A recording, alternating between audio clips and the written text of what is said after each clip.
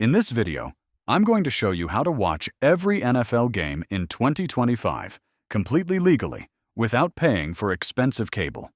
Whether you want local games, primetime matchups, or out-of-market action, I've got you covered.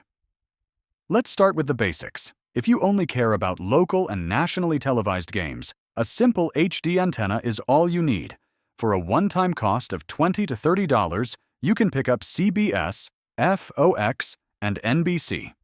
Perfect for Sunday afternoon games in your area. Next, for live streaming, check out NFL Plus.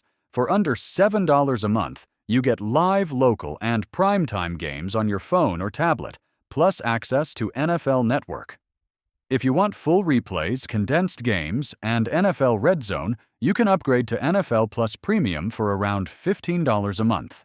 For out-of-market games, your best bet is YouTube TV with NFL Sunday Ticket. This gives you access to every out-of-market Sunday game, live and on demand. It's pricier, but if you want to follow your favorite team no matter where they play, it's the only way to go.